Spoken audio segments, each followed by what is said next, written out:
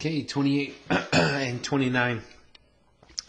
We have, on 28, we have two logarithms. Now, I guess we'll make that cursive.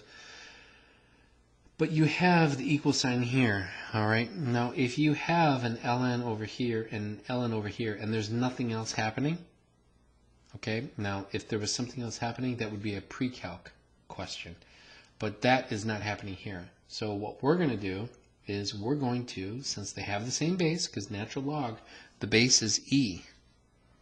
Okay, now 99% of the time, that's not going to matter, because the natural log will just cancel out.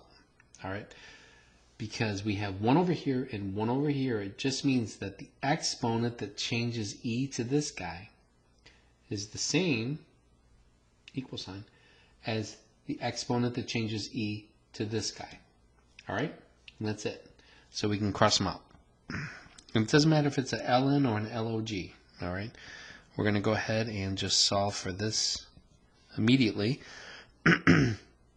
Now I'm going to go ahead and add positive 4x over to here. So I get negative x minus 10 equals negative 2. Those guys cancel. This guy will move over here to become positive 10. So positive 10. You get 8. And so since you have negative x equals 8, divide by negative 1 and you get negative 8. Alright, so go back up to the top. Make sure that negative 8 doesn't mess anything up. Negative 8 times negative 5 is positive 40 minus 10 is 30. Negative 8 here would be positive 32 minus 2 is 30. Same thing, it works out. And so the natural log of 30 equals the natural log of 30. How about that, right? So it works. Negative 8 is your answer. I don't know if it's A, B, C, or D, that's fine. Go to Go Formative if you want to know the actual multiple choice solutions.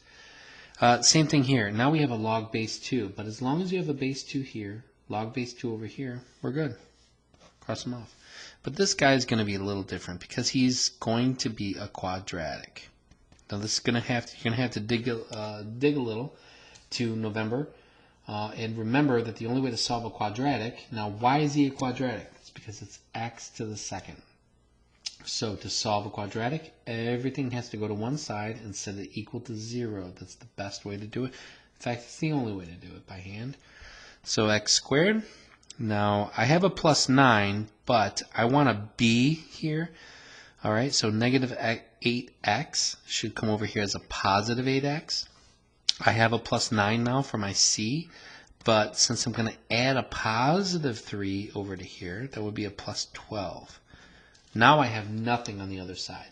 So I've literally just moved those guys over, okay? Negative 8x will not combine with anything and just become a positive 8x. Negative 3 will combine with the 9, all right? But when he comes over here, he'll become a positive 3, so that's why you have 12. We want factors of 12 that add up to 8, and all I can think of is 6 and 2, so therefore x plus 6 and x plus 2 equals 0. So what does it give me? It says that x equals negative 6 and negative 2, but which one is going to give me an extraneous solution? So if I square a negative 6 or negative 2, I'll get a positive log. That's fine. But over here, a negative 6 here will give me a 48 minus 3. And that's positive, so that's fine. Negative 2, however, will give me a 16 minus 3. So it looks like these guys are good, both of them. So let's go check.